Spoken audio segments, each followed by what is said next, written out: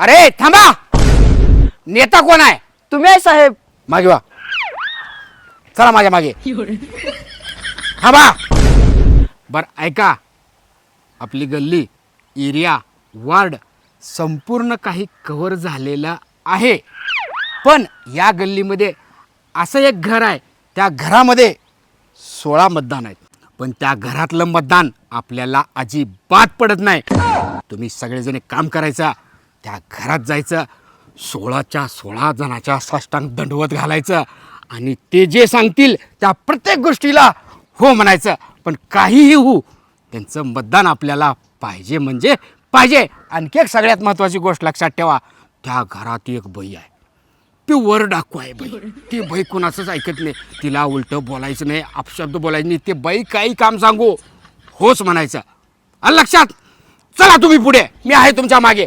चला चला. थांबा, हेच घर आहे बघा. एकदम सावकाश यायचं, चप्पल पाय काहीच वाजायला नको. हा, या सावकाश, या माझ्या मागे.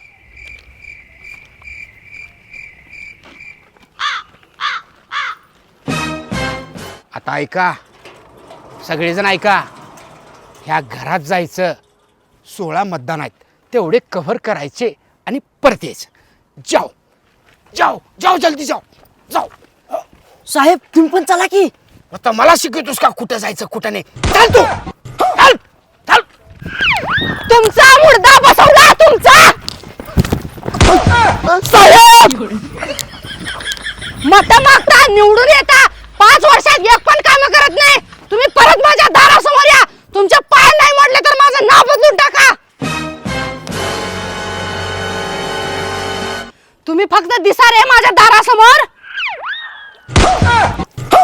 झाले बघा सगळे मॅडम भांडे घासून. अजून काही दुसरं काम असलं तर सांगा.